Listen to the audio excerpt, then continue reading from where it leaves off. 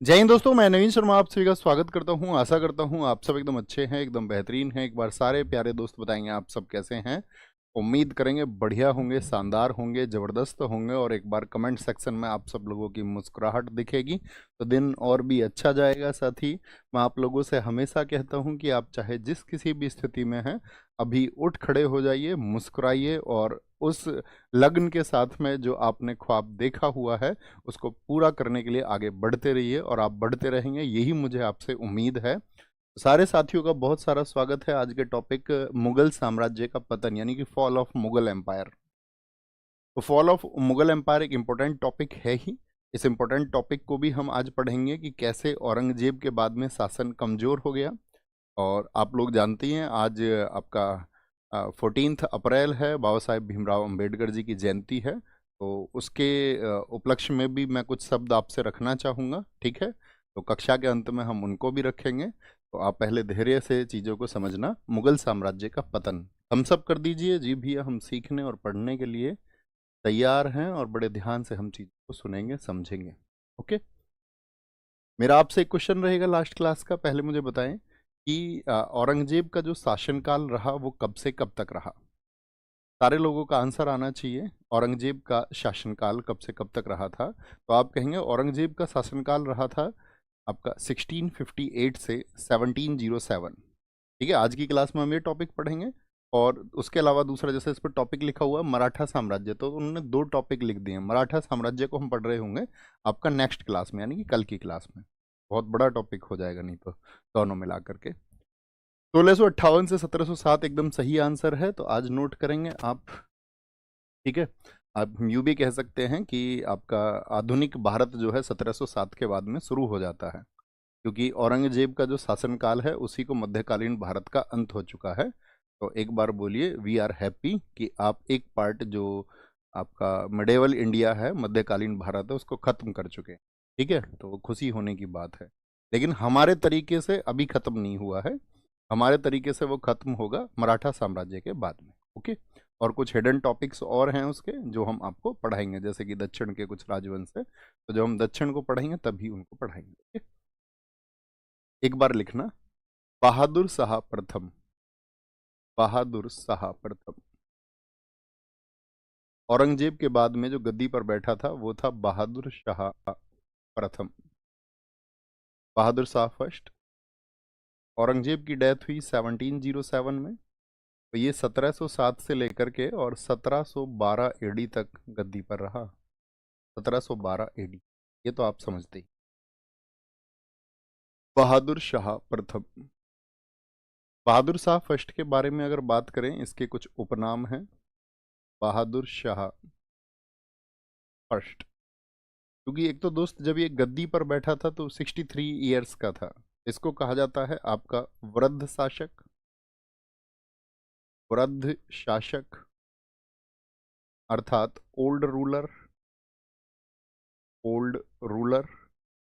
और दूसरी बात हम करें तो इसको कहा जाता है शाह ए बेखबर, यानी इसे कोई खबर ही नहीं थी। शाह ए बेखबर। शाह ए बेखबर। और तीसरा इसी का नाम है शाह आलम प्रथम। कभी भी पूछे शाह आलम प्रथम कौन था, क्योंकि शाह आलम द्वितीय आएगा आपका, तो वो रहेगा 1760 से, मतलब 1759 में आ गया था हालांकि वो, लेकिन किताबों में अक्सर जिक्र होता है 1760 से 1806, 46 ईयर्स का। उसका भी एक लंबा शासनकाल है। शाह आलम फर्स्ट। शाह आलम फर्स्ट। ठीक है, क्योंकि मैंने आपको बताया ये वृद्ध शासक था, तो लिख लेना कहीं 63 ईयर्स की एज में ये गद्दी पर बैठा था, 63 वर्ष की उम्र में। अब थोड़ा समझिए बैकग्राउंड स्टोरी को। आप सारे लोग जानते हैं कि औरंगजेब ने जो अपना शासन चलाया उसके शासन का आधार क्या था। अगर मैं आपसे कहूं कि एक शब्द आप विचारें या सोचें, तो आप क्या कहेंगे औरंगजेब के शासन का आधार क्या था। तो आप कहेंगे भैया वो धार्मिक रूप से क्या था, इंटॉलरेंट था, असहिष्णु था। अब उसकी धार्मिक असहिष्णुता के चलते हुआ क्या कि बहुत सारे विद्रोह हुए। और उन बहुत सारे विद्रोहों का कारण क्या था? सिर्फ और सिर्फ उसका धार्मिक उन्माद या उसकी धर्मांधता, कि वो ब्लाइंड था अपने रिलीजन को लेकर के। लेकिन फिर भी आपको एक दूसरा पहलू समझना होगा।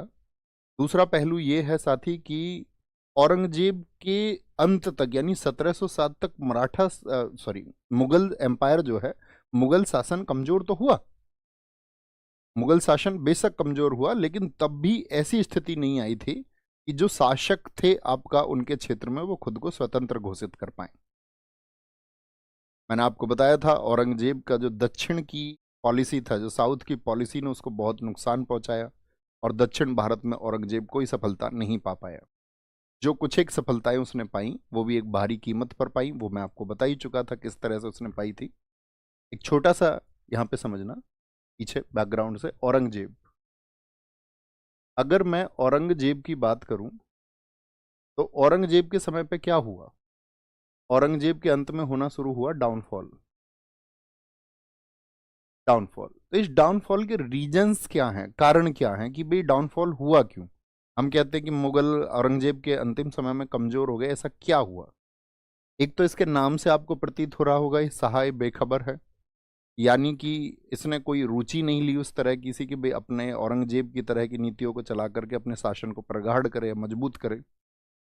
अब होता क्या रहा था कि औरंगजेब के अंतिम समय में एक तो जमींदार वर्ग, जमींदार समझते हैं, थम्स अप करिए, जिनके पास बड़ी भूमियां थी, आपका जो रेवेन्यू कलेक्शन का काम करते थे, तो उस जमींदार वर्ग की शक्तियां क्या होती गई, वो बढ़ती गई। तो ये जमींदार वर्ग जो था ये भी महत्वाकांक्षी हो गया, यानी भविष्य में इसने भी सपने देखे कि भाई हम स्वतंत्र होंगे, और इनके सपने तब तक सप्रेस किए जा सकते हैं, तब तक उनको दबाया जा सकता है जब तक राजा क्या हो, यानी सुल्तान आपका, अगर कहें कि एक ऐसा सशक्त सुल्तान हो। लेकिन अभी सुल्तान क्या है, सशक्त नहीं है। दूसरा अमीर वर्ग, अमीर वर्ग और जमींदार वर्ग में फर्क ये है कि ये तो किसानी जो रेवेन्यू था उसको कलेक्ट करते, अमीर वर्ग होते थे सुल्तान के करीब दरबार में। तो इन सबको क्या हो रहा था, औरंगजेब के अंतिम समय पर आपका बड़ी बड़ी जागीरें मिली, बड़े बड़े मनसब मिले। अब जब किसी को बहुत बड़ी जागीर और मनसब मिल जाएगा तो भविष्य के लिए उसकी भी महत्वाकांक्षाएं बढ़ेंगी या नहीं, उसके अंदर भी एम्बिशन आएगा, हाँ या ना? आप कहेंगे हाँ जी बिल्कुल आएगा। अच्छा, अब दूसरी स्थिति आप सोचिए, दो अमीर हैं, एक अमीर को ताकत मिली हुई है, दूसरे अमीर को भी ताकत मिली हुई है, तीसरे और चौथे अमीर को भी ताकत मिली हुई है, तो उनके आपस में भी कॉन्फ्लिक्ट होंगे या नहीं होंगे अगर राजा उनको कंट्रोल करने वाला बेहतर नहीं है? भाई एक तो राजा सशक्त हो तो सबके ऊपर समान रूप से नियंत्रण रख सकता है, कंट्रोल कर सकता है सबको इक्वली। लेकिन अगर कंट्रोलिंग पावर ही सही नहीं है, यानी आप समझिए स्टीयरिंग ही सही नहीं है, तो फिर वो आपका जो पहिए हैं इधर उधर जाएंगे। आप कहेंगे बिल्कुल सही बात है। दूसरा हुआ ये अमीर वर्ग, तीसरा हुआ आपका धार्मिक और आर्थिक तनाव, रिलीजियस एंड इकोनॉमिक इफेक्ट्स, आर्थिक तनाव। अच्छा, औरंगजेब के समय पर किन किन लोगों ने विद्रोह किया था, किसी एक ग्रुप का नाम लिखें। जाटों ने विद्रोह किया था औरंगजेब के समय, हाँ या ना? इस विद्रोह की शुरुआत मैंने आपको बताई थी कि सबसे पहले गोकुल के नेतृत्व में विद्रोह शुरू हुआ, फिर राजा राम, फिर चूड़ामन, फिर बदन सिंह। तो एक जो ये तनाव क्यों आया था, मैंने कहा था कि औरंगजेब कट्टर सुन्नी मुसलमानों के पक्ष में था, और एक धड़ा ऐसा बन गया था जो एक धार्मिक उदार शासक को देखना चाहते थे जो धार्मिक रूप से उदार हो, एक ग्रुप उनका बन गया था। अच्छा, सिखों ने विद्रोह किया औरंगजेब के समय पर या नहीं? आप कहेंगे हाँ जी, हमने गुरु तेग बहादुर जी का संघर्ष सुना। तो आप राजपूतों ने विद्रोह किया या नहीं किया औरंगजेब के समय पर? आप कहेंगे हाँ जी किया। तो ये कारण क्या थे इसके? धार्मिक तनाव था या फिर इकोनॉमिक उनको कमजोर किया जा रहा था। राजपूतों से भी संघर्ष हुआ, मराठा संघर्ष, मराठा संघर्ष हुआ या नहीं हुआ? आप कहेंगे हाँ जी। तो ये बहुत सारे फैक्टर्स हैं जिन्होंने मुगल एम्पायर को क्या कर दिया, औरंगजेब के बाद में एकदम कमजोर कर दिया, मतलब औरंगजेब के समय से ही कमजोर करते आ रहे थे। जैसे अगर मैं आपको बताऊं सिखों के 10वें गुरु कौन हैं, तो जो सिख विद्रोह था, गुरु तेग बहादुर नवे गुरु थे, उन्होंने तो किया औरंगजेब के समय। और जब उनकी डेथ हो गई 1675 में, तो 10वें गुरु आए गुरु गोविंद सिंह। तो गुरु गोविंद सिंह जी ने भी उस विद्रोह को तैयार किया आगे। जब हम सिख धर्म के बारे में आपको बताएंगे तो बताएंगे गुरु गोविंद सिंह जी ने 80,000 की एक खालसा सेना तैयार की थी। तो कहने का मतलब है वो विद्रोह बढ़ता रहा। और गुरु गोविंद सिंह जी जब औरंगजेब की डेथ हो गई, तो औरंगजेब का पुत्र बहादुर शाह प्रथम इसके पक्ष में आ गए। यानी उत्तराधिकार के युद्ध में गुरु गोविंद सिंह जी ने साथ दिया किसका? बहादुर शाह प्रथम का। तो बस एक थोड़ी सी ढील ये हुई कि उस समय पर जो सिख विद्रोह था वो थोड़ा कम हुआ, लेकिन उसके लगभग 1.5 वर्ष बाद ही गुरु गोविंद सिंह जी की डेथ हो गई। और जो उन्होंने तो ये कह दिया था कि भाई अगला गुरु तो कोई होगा नहीं, अगला सिख गुरु तो होगा नहीं, क्योंकि कुल 10 ही गुरु हुए। अब सिखों की कमान किसने संभाली गुरु गोविंद सिंह जी के बाद में? बंदा बैरागी ने, बंदा सिंह बहादुर। सिख संघर्ष में हम आपको पढ़ाएंगे। और वो बंदा बहादुर आपका लगभग 1.5 वर्ष बाद ही उन्होंने फिर से मुगलों के खिलाफ अभियान छेड़ दिया। फिर से जो अपने पक्ष में उनकी कुछ चीजें होती थी, फिर उनकी खिलाफत हो जाती थी थोड़े समय के बाद में। तो इस सब ने कारण किया कि इसको मुगल एम्पायर को कमजोर करने का। और ये सब चीजें पनप पाई क्योंकि एक सशक्त शासन नहीं था। एक बार थम्सअप करें कि थोड़ा माइंडसेट हमारा क्लियर हुआ कि मुगलों का डाउनफॉल कैसे शुरू हुआ है। मैं कह रहा हूँ मुगलों का डाउनफॉल अभी हुआ नहीं है, शुरू हुआ है। बात क्लियर है? तो यहाँ पर अभी हम बादशाह, क्योंकि मुगलों को पढ़ रहे हैं, अभी हम सिखों को नहीं पढ़ रहे हैं यहाँ पर पढ़ेंगे आगे। अब देखो 3 चीजें समझना। औरंगजेब की जब डेथ हुई थी तो औरंगजेब के 3 पुत्र जीवित थे। औरंगजेब की मृत्यु के समय, औरंगजेब की मृत्यु के समय लिखो, उसके 3 पुत्र जीवित थे। उसके 3 पुत्र जीवित थे। At the time of Aurangzeb's death, his 3 sons were alive. At the time of Aurangzeb's death,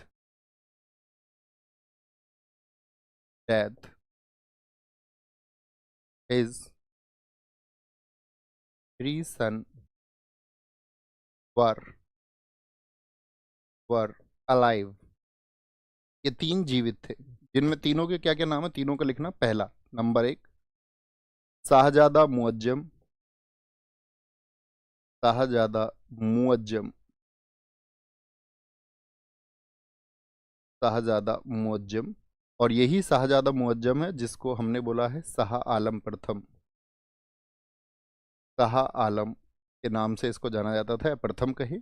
और इसी को साथ ही नाम दिया गया क्या? बहादुर शाह।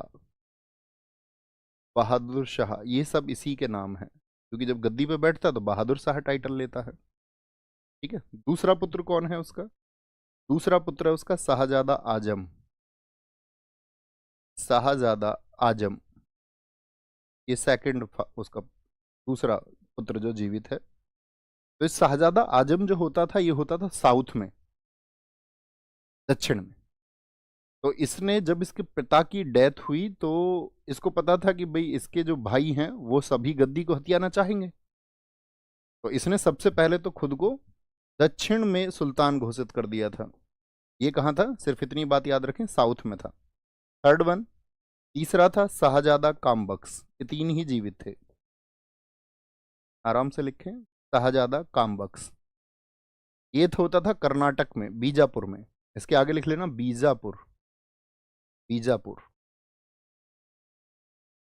तो तीनों पुत्र कहां पर थे आपका? अगर मैं बात करूं, दिल्ली के नजदीक था आपका बहादुर शाह। एक बेटा उसका दक्षिण में, कौन था आपका? शाहजादा आजम। और तीसरा उसका था, वो भी दक्षिण में ही था हालांकि, बीजापुर कर्नाटक में, और उसका नाम है शाहजादा कामबख्श। इन तीनों के बीच में ही आपका उत्तराधिकार का युद्ध हुआ। जैसे आप जानती हैं औरंगजेब ने भी अपने भाइयों से युद्ध लड़ा, कामूगढ़ 1658। कामूगढ़ के तुरंत बाद में कौन? सामूगढ़ से पहले धर्मट लड़ा था, उसके तुरंत बाद में देवराई लड़ा।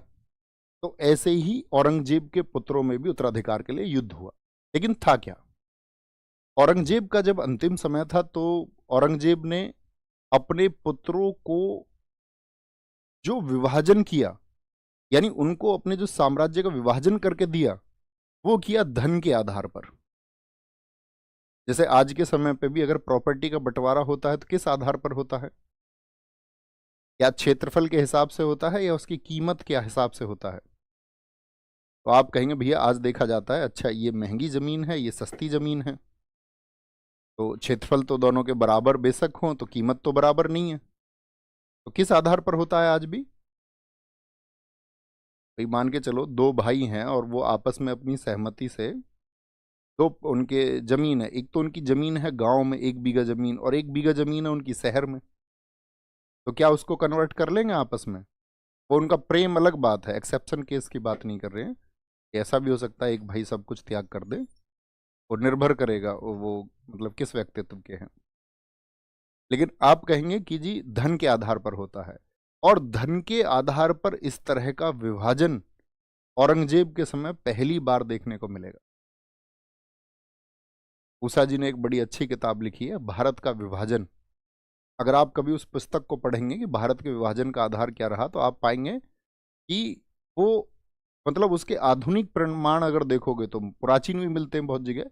आधुनिक प्रमाण यदि आप देखोगे तो औरंगजेब ने अपने पुत्रों के बीच में जो शासन बांटा वो बांटा एक धन के आधार पर, कि इस सूबे से इतनी आय होती है तो ये कामबख्श को दे दिया जाए, इतने सूबे से आय होती है ये आजम को दे दिया जाए, और ये दे दिया जाए मुअज्जम को। लेकिन तीनों भाई क्या हो गए, भाई अब दिल्ली की गद्दी भी चाहिए। अब दिल्ली की गद्दी चाहिए तो ये मुअज्जम जो है इसने सबसे पहले जो टकराव हुआ वो टकराव हुआ इसका आजम से ही। आगे बताते हैं थोड़ा सा और अच्छा समझ में। यहां लिखो,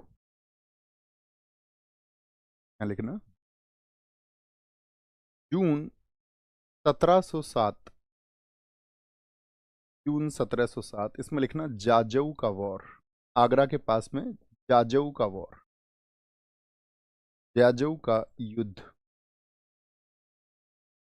war of Jajau, war of Jajau. ये किस किस के बीच में हुआ था? एक तो कौन है, मुअज्जम, मुअज्जम, ठीक है। और मुअज्जम के बसा अगर वर्सेस बात करें तो हम दूसरा कौन है इसका भाई, शाह आजम, शाह आजम, ठीक है। किसकी बात कर रहे हैं हम? शाह आजम की बात। इसमें सबसे पहले इसका विजय देखिए, किसकी जीत हुई? मुअज्जम की। क्योंकि मुअज्जम को जो सहयोग मिला, इसका पुत्र क्योंकि बहुत जल्दी से आगरा में पहुंच गया, और साथ में जो आपका पंजाब क्षेत्र में जो सिख सेना थी उन्होंने भी उत्तराधिकार के युद्ध में किसका साथ दिया? वो साथ दिया मुअज्जम का। शाहजम पराजय हो गया, और इसको पराजित करने से पहले ही बहादुर शाह प्रथम ने इससे कहा था कि भाई पिताजी ने जो बंटवारे की बात की है उस तरह से कर लेते हैं।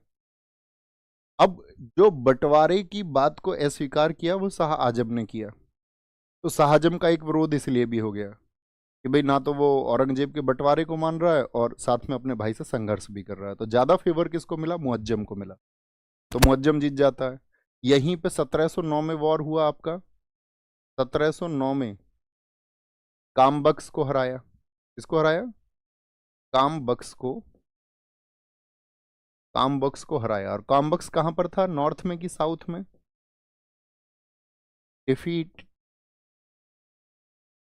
डिफीटेड कामबख्श इन,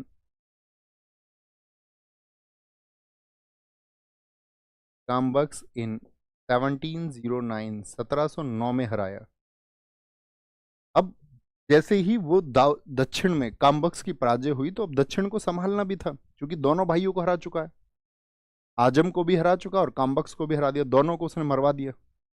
अब जो दोनों को उसने मरवा दिया तो अब दक्षिण की बात आई। देखो क्या कारण है, ध्यान से समझना। साउथ में ये था आपका बीजापुर में, तो साउथ की जो सूबेदारी दे दी इसने, दक्षिण की जो सूबेदारी दी आपका प्रथम ने, ये दी जुल्फीकार को। किसको? जुल्फीकार को दे दी, जुल्फीकार खां भी आप बोल सकते, जुल्फीकार खां को। और इसको बना दिया साउथ का सूबेदार।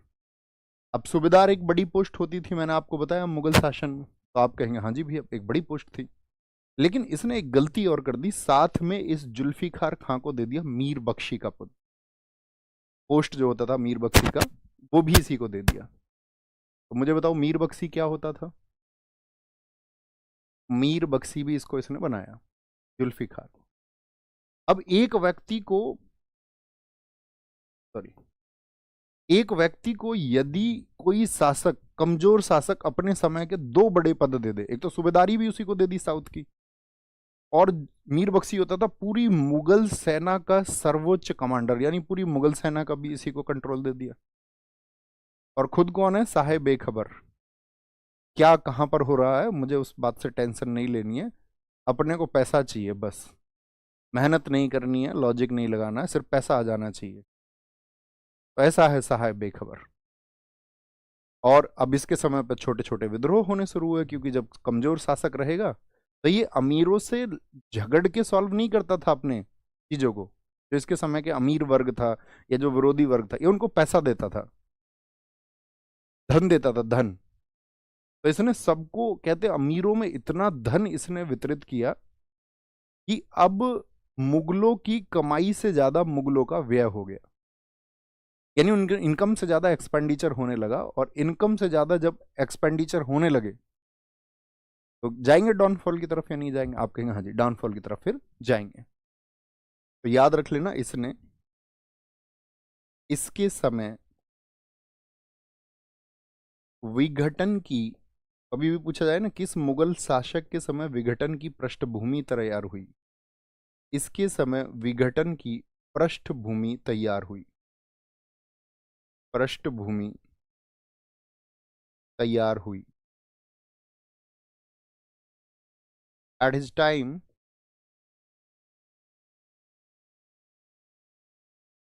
द बैकग्राउंड ऑफ डाउनफॉल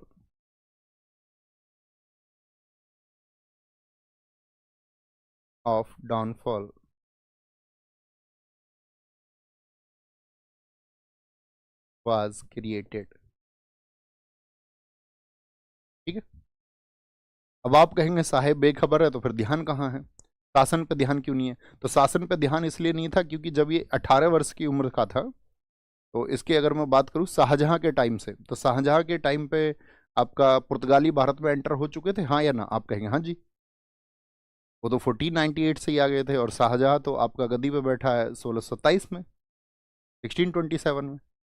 तो ये दरबार में भी एंटर हो गए थे। मैंने कहा था ना सुंदर महिलाओं को ये किडनैप कर लेते थे। शाहजहां और जहांगीर ने भी पुर्तगालियों पर कार्रवाइयाँ की, तो बहुत सारी सुंदर पुर्तगाली स्त्रियों को अपने हरम में ले आए वो।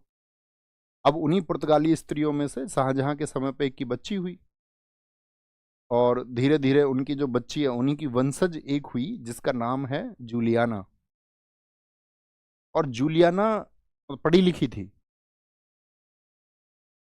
तो एक पुर्तगाली जो वहां पे कोई एक, कहते हैं कि एक फादर साहब था कोई, तो उसने क्या किया कि जूलियाना को बहादुर साहब प्रथम का टीचर अपॉइंट करवा दिया, शिक्षिका इसकी टीचर है।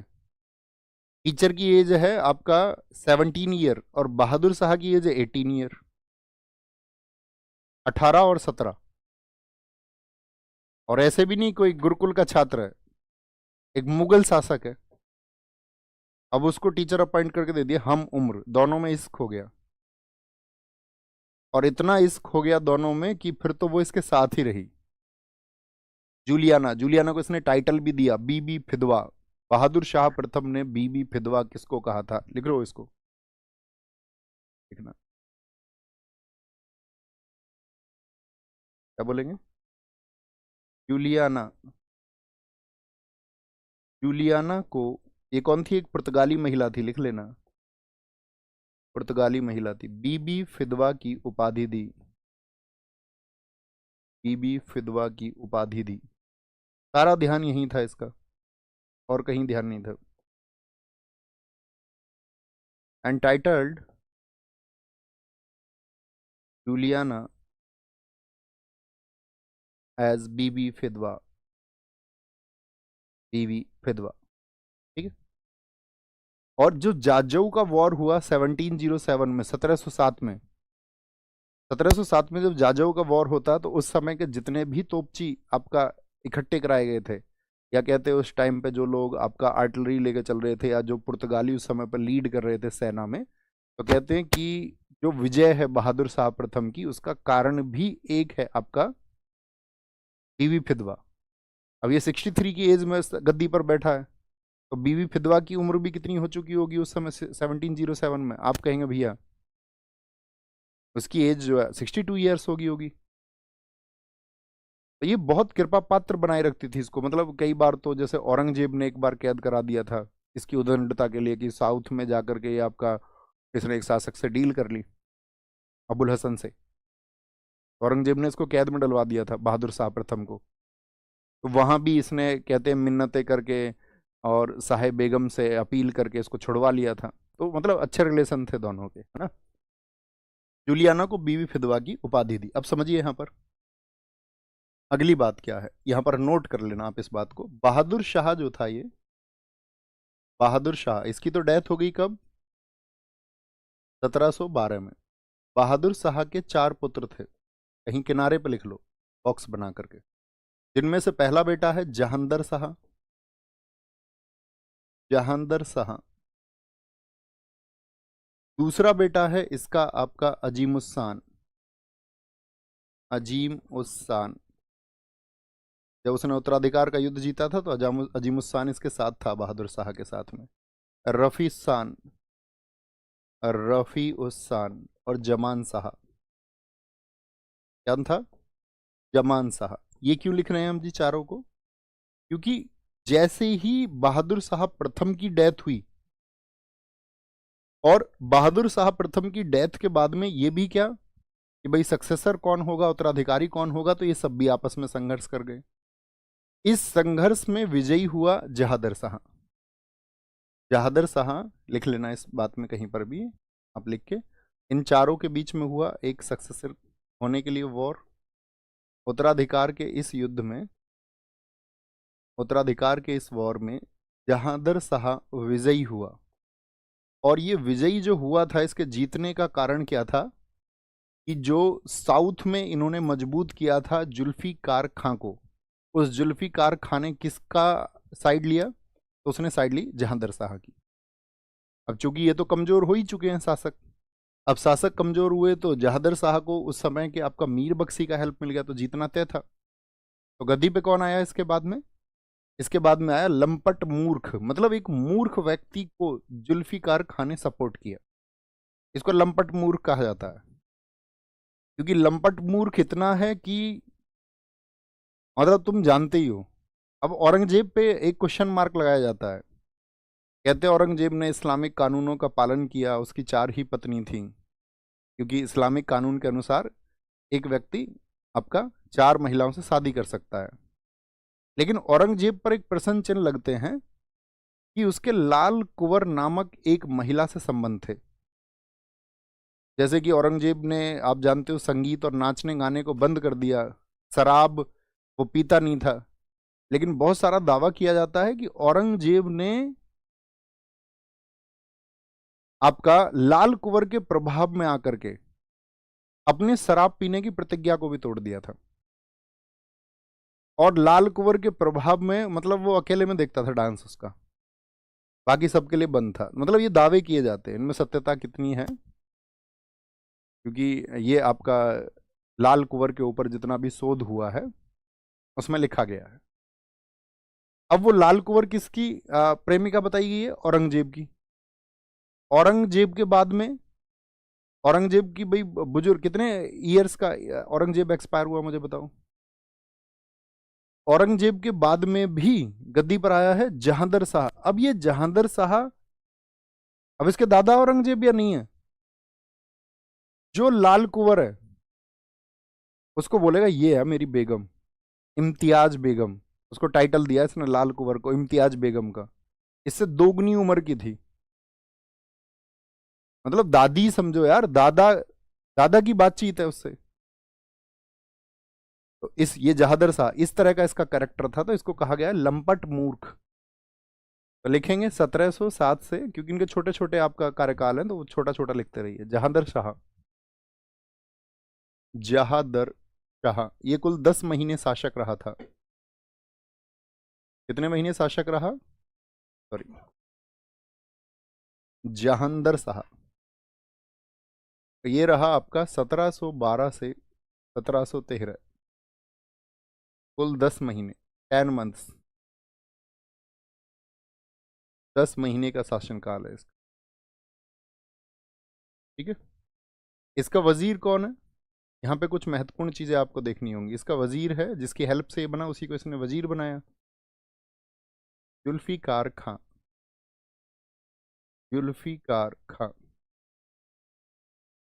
और याद रखना, लाल कुंवर नामक महिला, लाल कुंवर, लाल कुंवर को बोलेंगे क्या? लाल कुंवर। और इसके साथ में इसी को इसने बोला इम्तियाज बेगम। दीवाना था भाई साहब इसका एकदम, उल्टू दीवाना। इम्तियाज बेगम यही है, से इसके संबंध थे, से संबंध थे। ये कलाकार महिला थी। कलाकार महिला ऐसी है, इसका एक जिक्र आता है कि यमुना नदी के किनारे एक बार बैठी हुई थी, तो इसने जहांदर शाह से कहा कि मैं डूबते हुए लोगों की चीखें सुनना चाहती हूँ। उसने कहा ठीक है, नाव में बिठाओ 25 लोगों को। अब राजा तो राजा है, तुमको समझ में नहीं आता बहुत सारे लोगों को संविधान की जरूरत क्यों है। और उसने बोला ठीक है, 25 लोगों को बिठाओ, नाव में बीच में लेके जाओ, यमुना नदी में नाव को पलटो। अब वो लोग डूबते हुए शोर मचा रहे थे और ये इधर तालियां बजा रही थी, ये खुश थी इधर। तो इस तरह की थी लाल कुंवर। और एक समय पे कहते हैं कि ये नाचने वाली महिला थी, और इस नाचने वाली के फरमान जारी होने लगे दिल्ली में। किसके समय पर? जहांदर शाह। इसने एकदम सरेंडर कर दिया। इसी जहांदर शाह को हम बोलते लंपट मूर्ख, निरा मूर्ख। लंपट का मतलब निरा मूर्ख, एकदम पागल, डिसॉल्यूट फूल। किसको कहा जाता है? ये कहा जाता है जहांदर शाह को कहा जाता है। ठीक है, कोई दिक्कत? अब मैंने कहा इसका जो वजीर है जुल्फिकार खां, ये क्यों मेंशन किया है मैंने? तो जुल्फिकार खां ने क्या किया था, ये समझ गया था कि यार मुगलों का डाउनफॉल जो हो रहा है, इसको रोका जाना चाहिए। अब इसको भी उम्मीदें ये थी कि भाई सबसे बड़ी शक्ति मैं हूँ, मीर बख्शी मैं हूँ, साउथ का सूबेदार मैं हूँ, और ये मुगलों के जो शासक है, अब इनके नाम का तो कोई अब वर्चस्व बचा ही नहीं है, इतने कमजोर शासक हो गए हैं। तो उसने एक उदार नीति शुरू की। उदार नीति, उसने कहा कि भाई जो हिंदू पक्ष है उसको मैं अपनी तरफ लेकर के आऊंगा। तो इसने क्या किया, जितने भी आपका राजपूत थे उन सबको मनसब देने शुरू किए, और ज़्यादा शक्तियाँ और ज़्यादा धन देना उनको इसने शुरू किया। और इसी के समय पर यही इसका वजीर है जिसने कहा कि भाई इस जजिया की वजह से औरंगजेब के विरुद्ध हुए थे भारतीय लोग, तो इस औरंगजेब के जजिया को हटा देते हैं। तो जजिया फाइनली किसके समय पर एकदम से खत्म किया गया? तो ये जो है आपका क्या बोलेंगे, जुल्फिकार खां, इसने क्या बोलेंगे, जजिया को हटा दिया था 1712 के अंत में। जजिया का अंत किया, जजिया का अंत किया। इसने कहा इसको खत्म कर देते। ठीक है, जजिया टैक्स बहुत अच्छे समझ में आया, सब लोगों ने आंसर भी लिखा जजिया। तो इसकी डेथ होगी आपका 10 महीने बाद, जनरल डेथ। इसके बाद में आया Farrukhsiyar. Farrukhsiyar, Farrukhsiyar को क्या टाइटल दिया जाता है? ये रहा 1713 से लेकर 1719 तक, फर्रुख सियर।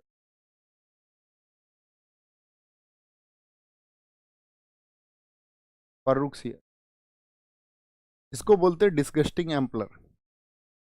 डिस्गस्टिंग एम्परर, घृणित शासक का टाइटल किसको दिया गया है?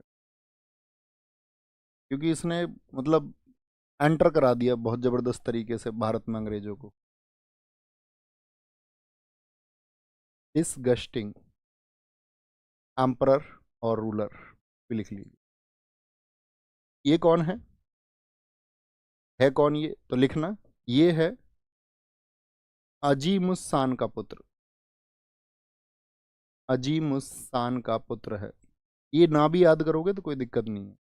क्योंकि जब मुगल डाउनफॉल से क्वेश्चन आता है तो उनके समय पर जो महत्वपूर्ण घटनाएं इवेंट है उनसे क्वेश्चन आता है, बाकी जर्नल ऐसे पूछा नहीं जाता। ओके, तो अजीम उस शान का पुत्र है। फर्रुखसियर को हम घृणित शासक कहते हैं, उसके कुछ कारण हैं। अभी बीमार सा आदमी था फर्रुखसियर, मैंने आपको पॉलिटी में भी बताया था अंग्रेज कैसे कामयाब हुए, चालू आदमी थे। तो इसके समय 1715 में एक डेलीगेशन आया, 1715 में जॉन सैरमन उसको लीड कर रहे थे। तो वो इसके बारे में रिसर्च करके आए थे फर्रुखसियर के बारे में। अब फर्रुखसियर को क्या थी कि उसको ऐसे समझिए बैठने में दिक्कत थी। बैठने में दिक्कत से मतलब है कि मतलब उसको एक फुंसी हो गई, ऐसी जगह फुंसी हो गई, आप समझ लीजिए जहाँ से बैठने में दिक्कत हो। तो अब बहुत लंबा इसका इलाज भी चला, उस समय क्या रहा होगा। तो कहने का मतलब है वो इलाज कामयाब नहीं हुए इसके सारे। तो वो डॉक्टर जो है वो एक लेके आए अपने साथ में, जॉन सैरमन। उसने कहा इसके लिए डॉक्टर ले लो एक, इसके बारे में रिसर्च करके आए। तो जब इससे मिलने आए ना 1715 में, 1715 में, तो ये उनसे बात करे, नजरें ना मिलाएं। और जैसे मैं तुम्हें बताता ही हूँ, उन्होंने कहा sir we want to discuss about the business in east. मतलब इसकी दिक्कत थी बहुत ज़्यादा। अब इसकी दिक्कत थी तो अब वो तो पहले से प्रिपेयर होके आए हैं। उन्होंने कहा जापना कोई दिक्कत है क्या? तो जापना कैसे दिक्कत बताए? बोला काम की बात करो, तुम इधर उधर की बात मत करो। उन्होंने कहा सर आप 1 मिनट दीजिए हमें। उन्होंने इशारा किया डॉक्टर हैमिल्टन की तरफ, हैमिल्टन गो फॉरवर्ड। हैमिल्टन ने उसके पास में गया, तुम्हारे जो दिक्कत है ना मैं समझ गया, मैं देख के बता देता हूँ क्या दिक्कत। ये दिक्कत दूर। अब उसको होप लगी उस बात से, उसने कहा ठीक है देख ही लेते हैं, बाकी तो इलाज चल ही रहा था। तो डॉक्टर हैमिल्टन ने इसका एक सफल ट्रीटमेंट किया था। अब जब इसका इलाज हो गया अच्छा, तो ये इतना खुश हुआ, इतना खुश हुआ फर्रुखसियर। इसने कहा कि तुम तो टैक्स फ्री बिजनेस करो उधर जाके, बंगाल बिहार उड़ीसा, एकदम टैक्स फ्री। और साथ में उनको एक आदेश पत्र दे दिया इसने, दस्तक फरमान जारी कर दिया 1717 में, 1717 में। को बोला जाता Magna carta of east India. बहुत क्वेश्चन बनते हैं उससे, तो लिखें इन सारी बातों को। इसके समय, इसके समय, इसके समय अंग्रेज शिष्टमंडल, डेलीगेशन बोलेंगे, अंग्रेज शिष्टमंडल भारत आया। एक डेलीगेशन बातचीत करने के लिए आया, जिसमें अध्यक्ष कौन थे लिख लेना। अध्यक्ष थे जॉन सुरमन। सुरमन बोले या सैरेमन बोले एक ही बात है। और एक डॉक्टर, मैंने कहा ना डॉक्टर की टीम भी आई थी, उस टीम को लीड कर रहे थे डॉक्टर हैमिल्टन। ये दोनों नाम याद रख लेना। At his time, at that time the British delegation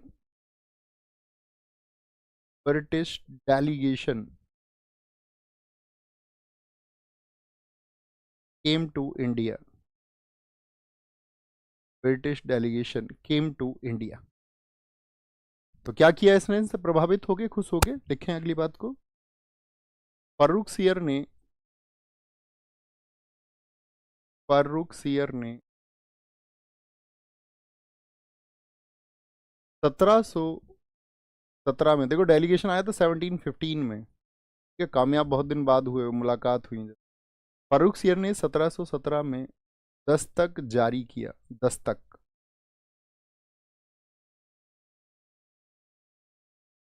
Dastak का मतलब एक ऑर्डर, जैसे आ जाते हैं ना आदेश। फारूक सियर इशूड, बहुत इंपॉर्टेंट लिखना है इसको, कोई एग्जाम ऐसा नहीं जिसमें नहीं पूछ। फारूक सियर इशूड ए दस्तक इन 1717। इस दस्तक में था क्या? पहली चीज, दस्तक ऑर्डर हुआ, एक आदेश जारी हुआ, इसको पहले ऐसे ये भी लिख लो इसको, ईस्ट इंडिया कंपनी का मैग्ना कार्टा। मैग्ना कार्टा बोलते थे उस समय अनाउंसमेंट, यानी कि कोई घोषणा हो उसको। ईस्ट इंडिया का मैग्ना कार्टा इसको कहा जाता है, मैग्ना कार्टा। दूसरी चीज, इसमें क्या बोला उसने, बंगाल, जो पूर्व का क्षेत्र है, बंगाल, बिहार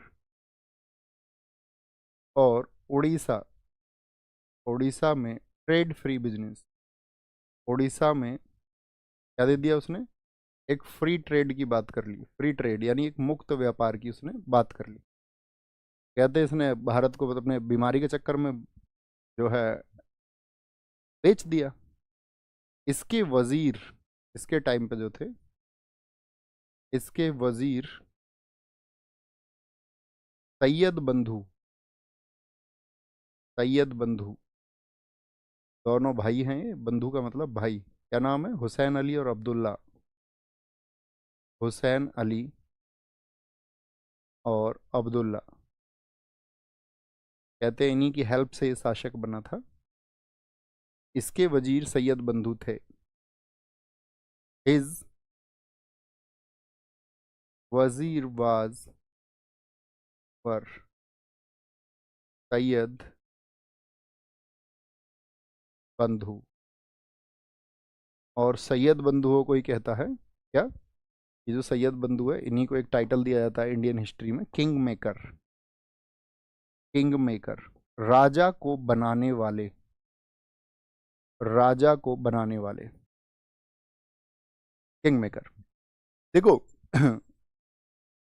राजा को बनाने वाले का मतलब क्या है कि अगले जो चार शासक है, यानी कि अगर हम काउंट करें आपका फर्रुख सियर को भी, तो फर्रुख सियर किसके बाद में गद्दी पर बैठा है, तो जहांदर शाह के बाद में गद्दी पर बैठने के लिए, गद्दी पर जो बिठाया या गद्दी पर बिठाने में कामयाब किया फर्रुख सियर को, तो वो सैयद बंधुओं की वजह से ही हो पाया। अब सैयद बंधु है कौन, दरअसल में ये मुगल अगर बात करें जो सेना है उसी में शामिल थे। धीरे धीरे धीरे धीरे धीरे इनके प्रमोशंस हुए, और प्रमोशंस हुए तो ये आपका वो सूबेदार तक पहुंच गए, सह सूबेदार। और सह सूबेदार पहुंचे तो देखो दोनों भाई कहाँ पर पोस्टिंग थे, जैसे कि हम बात करें हुसैन अली की, हुसैन अली, हुसैन अली, जो ये हुसैन अली है ये आपका पटना का, पटना का सह सूबेदार था, को सूबेदार ऑफ पटना। और जब इस गद्दी पे बैठाया इन्होंने फर्रुख सियर को, तो फर्रुख सियर इससे इतना खुश हुआ था कि हुसैन अली को उसने दक्षिण का सूबेदार बना दिया। मूर्ख थे ये शासक, इतनी बड़ी बड़ी पावर्स बांट देते थे। दक्षिण का सूबेदार इसको बनाया और इसको मीर बख्शी भी बनाया, मीर बख्शी। तो भविष्य के लिए आपका बीज बो रहा है या नहीं, बताओ हाँ या ना। दूसरा कौन है, अब्दुल्ला खां, अब्दुल्ला खां, इसको बोल दिया तुम मेरे वजीर हो। और वजीर भी एक पावरफुल पोस्ट होता था, क्योंकि ये था आपका इलाहाबाद का सह सूबेदार। ये पहले की स्थिति बता रहा हूं मैं आपको, को सूबेदार तो ये पहले थे, और फिर कौन बन गए ये आपका, एक तो वजीर बन गया, बड़ा भाई अब्दुल्ला खां बड़ा था, और हुसैन अली छोटा भाई था, तो ये बना दिया इसने मीर बख्शी। तो कितने पोस्ट हो गए इनके पास टोटल, तीन बड़े पद। अब फारूक सियर ने सबसे बड़ी गलती यही की, उसके विनाश का कारण यही बना कि उसने तीन बड़े पद दे दिए ऐसे लोगों को जो महत्वाकांक्षी थे। अब धीरे धीरे फारूक सियर का प्रभाव कम होने लगा, और इनका दोनों भाइयों का जो प्रभाव है, हुसैन अली और अब्दुल्ला खां का प्रभाव धीरे धीरे बढ़ने लगा। लेकिन बहुत जल्दी ये बात समझ में आ गई फारूक सियर को कि भाई ये दोनों जो है मुझको हार्म करेंगे, नुकसान पहुंचाएंगे। तो उसने क्या किया, इनकी बातों को इग्नोर करना शुरू कर दिया। उन्होंने कहा अच्छा चाचा हमारी बातें इग्नोर कर रहे हो। तो वो किंग मेकर चले गए साउथ में, साहू जी महाराज थे इस समय पर, छत्रपति साहू जी महाराज। तो उन्होंने कहा कि जी ये जो है ना मुगल फारूक सियर, ये थोड़ी दिक्कत कर रहा है हमको, हमने ही तो इसको गद्दी पे बिठाया है और अभी हमारी बात नहीं मानता है। मीर बख्शी क्या होता है सर, बेटा सारी क्लासेस किया करो, अमीर अहमद, गरीब अहमद बन जाओगे, नहीं तो नहीं पढ़ोगे अच्छे से। तो क्लास में तुम्हें बताया नहीं था मैंने सारे पद। मीर बख्शी सर्वोच्च सेना का प्रमुख हुआ करता था ना। तो क्या बता रहा था मैं आपको, हाँ, छत्रपति साहू जी महाराज जी से जाकर मिल गए कि छत्रपति साहू जी महाराज जी ने कहा ठीक है, तुमने गद्दी पे बिठाया उसको। हाँ जी, हमने गद्दी पे बिठाया, तो लगाओ 2 चांटे जाके उसको, ठीक करो उसको। उन्होंने कहा जी 2 ही चांटे लगाने बस। बोला तुम क्या चाहते हो? बोले हम तो खचेड़ना चाहते हैं उसको, खदेड़ना, खचेड़ के लेके आएंगे उसको। बोला खचेड़ो। सेना गई छत्रपति साहू जी महाराज जी की दिल्ली, ये दोनों भाई भी गए। फारूक सियर को इन्होंने, कहते हैं, उसकी महबूबा के पास से उठा के लेके आए और उसको खिचड़ा इन्होंने। कहते फर्रुख सियर नंगे पैर और नंगे सिर दरबार में खचेड़ा गया, अंधा करवाया उसको, फिर मरवा दिया। बोला बेटा गद्दी पे हम बिठा रहे हैं, शक्ति हमारी वजह से है, पहचान हम दिला रहे हैं, हमारी बिल्ली हम ही को मियाऊं। तो इस तरह से इसका एंड हो गया, फर्रुख सियर को मार दिया गया। ठीक है, अब देखो फर्रुख सियर, आप ये समझ रहे होगे कि भाई मैंने बता ही दिया तुमको, क्योंकि 3 बड़े पद उसने दे दिया, साथ में उसको साउथ से साहू जी महाराज जी का आपका ऑपरेशन भी मिल गया। अब ये कमजोर नहीं था कभी, तुम अपने माइंड में ये सोच लो फर्रुख सियर। बंदा सिंह बहादुर, मैंने कहा वो मैं सिख साम्राज्य के समय आपको पढ़ाऊंगा। बंदा सिंह बहादुर मतलब जबरदस्त लीडर थे सिखों के। बंदा सिंह बहादुर की हत्या फर्रुख सियर ने कराई है, उस रिवोल्ट को इसने दबा दिया था। बंदा सिंह बहादुर जी के साथ में वही हुआ जो आपने अभी देखा, सुना और महसूस किया होगा, जो छत्रपति संभाजी महाराज जी के साथ में हुआ, वही सेम एकदम से स्किन उतारी गई थी बंदा सिंह बहादुर के शरीर से सारी, एक एक नाखून, एक एक उंगली, एक एक अंग, सेम उतना ही अत्याचार किया। लिख लेना इस बात को भी कहीं। बंदा बैरागी की हत्या, बंदा बैरागी की हत्या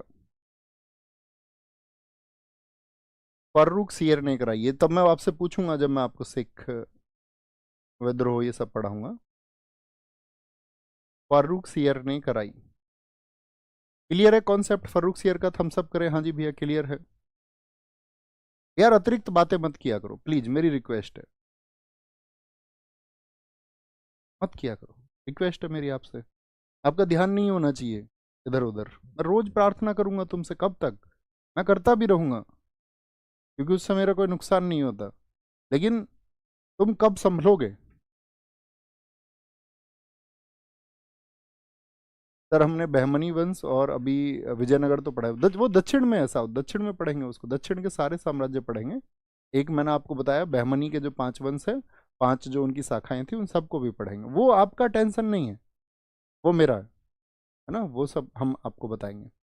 तो अब कौन हो गए पावर में, कौन आगे होंगे जरा बताओ फटाफट से। भाई जिसको गद्दी पे बिठाया उसने थोड़ा विरोध करने का प्रयास किया कि भाई हम राजा हैं, लेकिन उसकी इतनी दुर्दशा इन्होंने की फर्रुख सियर की, तो पावर में कौन आ गए? सैयद बंधु। अब इनका बोलबाला था, अब जिसको ये गद्दी पे बिठाए वो गद्दी पे बैठेगा, इनको ठीक नहीं लगेगा तो ये हटा देंगे। तो इन्होंने 3-3 महीने में कई शासक बदल दिए। सबसे पहले इन्होंने गद्दी पे बिठाया रफी दर्जात को, और रफी उद दर्जात, दर्जात बोले या दर्जत बोले एक ही बात है। ये आपका 1719 में बना था रफी दर्जात, रफी उद दर्जत। रफी उद दर्जत कितने दिन शासन में रहा? अब ये भी याद रख लो कि भाई है कौन रफी दुर्जत, तो ये लिखो, ये बहादुर शाह का पुत्र था, मैंने आपको बताया था रफीउस्सान। हम सब करें हाँ जी, 4 पुत्रों में से एक है। बहादुर शाह के पुत्र रफी उस्सान, रफी उस्सान का पुत्र है, और 3 महीने बाद ही इसकी हो गई डेथ। 3 महीने का शासन रहा इसका,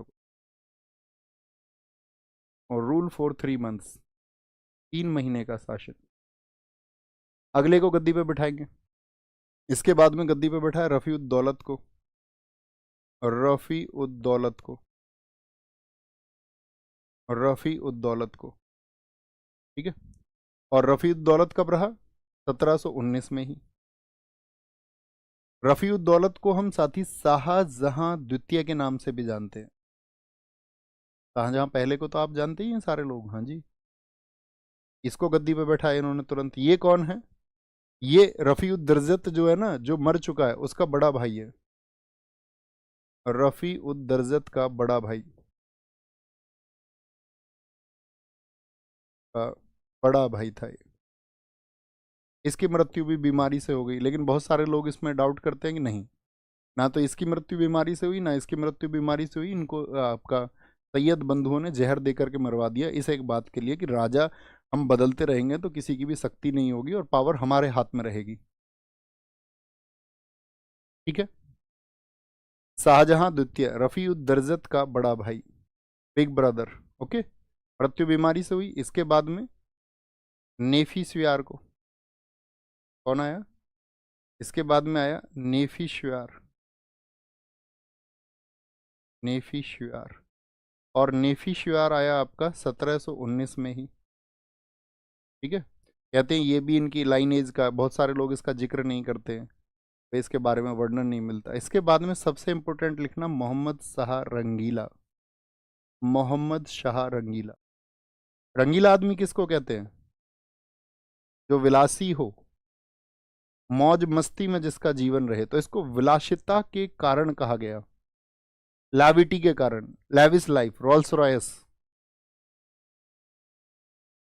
मतलब हाथी, साज सज्जा, बहुत महंगे महंगे वस्त्र पहनना, बड़ी बड़ी गाड़ियों से चलना, काफिले से चलना। आज के समय से थोड़ा कंपैरिजन किया करो।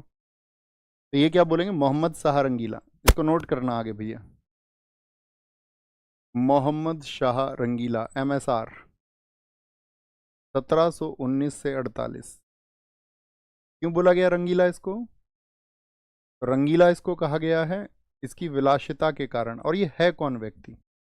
राज सिंहासन में इसका संबंध क्या है? तो बहादुर शाह था। बहादुर शाह का एक पुत्र था जमान शाह। देखो वहां पे 4 नाम मैंने लिखवाए। बहादुर शाह के पुत्र जमान शाह, ये उसका ही लाइन है सारा, उसी के वंशज है बहादुर शाह के। जमान शाह का पुत्र है। इसी का जो मूल नाम है मोहम्मद शाह रंगीला का, रोशन अख्तर है। इस मुगल शासक को रोशन अख्तर के नाम से जाना जाता था। बचपन का नाम है इसके, रोशन अख्तर।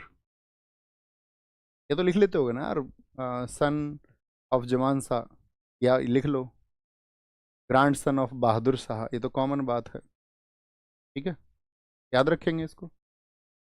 अब इसके सामने दिक्कत क्या थी शासन में? अब आप कहेंगे भैया आप तो कह रहे थे भैया शासक बहुत जल्दी जल्दी बदले गए, और जो किंग मेकर्स थे उनकी बड़ी भूमिका थी, उन्होंने कंट्रोल कर लिया। भैया 4 तो शासक उन्होंने बदल लिया, फर्रुखसियर को मरवा दिया, रफीदुद्दर्जात आ गया, उनके बाद में उसका रफीउद्दौलत हो गया, रफीउद्दौला जिसको बोलते हैं, नेफीशियार। तो 4 शासक तो उन्होंने हटा दिया अपने रास्ते से। अब मोहम्मद शाह रंगीला एक ऐसा व्यक्ति हुआ जिसने किंग मेकर्स को मरवाया। यानी इसको भी समझ में आ गया कि भाई मुझे जो है किंग मेकर्स के अधीन रह के काम करना पड़ेगा सैयद बंधुओं के। तो इसने क्या किया, उनकी खिलाफत की और दोनों भाइयों को अलग अलग स्पॉट पे मरवाया।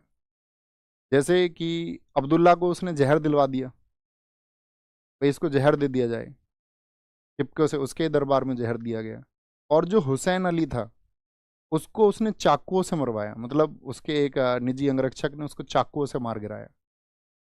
तो मोहम्मद शाह रंगीला के समय, तो याद रखना कभी भी क्वेश्चन पूछा जाए सैयद बंधुओं की मदद से राजा कौन बना था, तो फर्रुखसियर। और पूछे सैयद बंधुओं का खात्मा किसने किया, तो आंसर नाम किसका आएगा फिर? रंगीला का। नाम ही रंगीला, काम बड़ा कर रहा है। ठीक है, याद रख लेना क्या बोलेंगे, इसने सैयद बंधुओं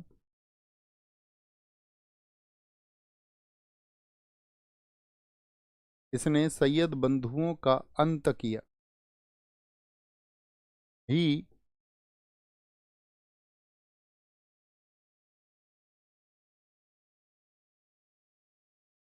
उसने सैयद बंधुओं का अंत किया या खात्मा किया, ये भी लिख सकते हैं आप।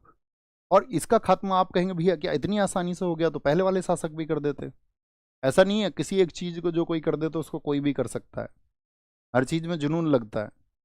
लेकिन इसके जुनून में इसका हेल्प किया था आपका चिंकलिज खान ने। चिंकलिज खान जो कि आपका हैदराबाद में एक सूबेदार के पोस्ट पर था, और वो एक उस समय का शक्तिशाली सूबेदार था। तो उसने प्रॉमिस किया मोहम्मद शाह रंगीला से। तो वो एक बार बैठा हुआ था उसके पास में कि यार बड़ी दिक्कत है, दोनों इनके तो अधीन शासन करना बड़ा मुश्किल है। उसने कहा दोनों को हटा देते हैं, दोनों को हटा दिया। ठीक है, याद रखेंगे किसकी हेल्प से, लिखना है यहाँ पे, किसकी हेल्प से किया? चिंकलिज खान, चिंकलिज खान। और यही चिंकलिज खान फिर पावर हो जाएगा, पावरफुल हो जाएगा। पावरफुल होके फिर क्या कर देगा चिंकलिज खान आपका, जिसको हम बोलेंगे आसफ जहां। आसफ जहां इसी का टाइटल है दोस्तों, की मदद से, with the help of, with the help of Chinqilich Khan.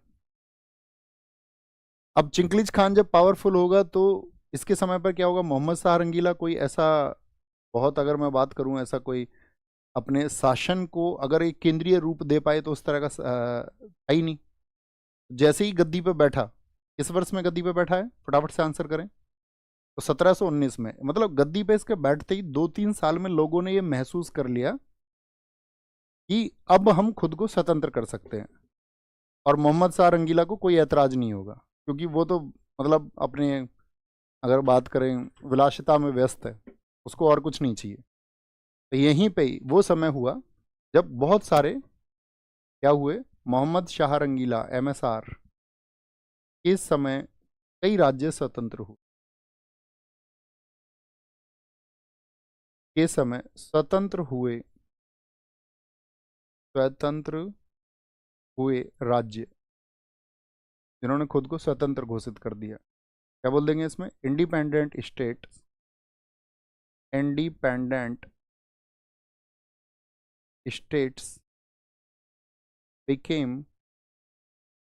at the time of MSR, at the time, sorry, at the time of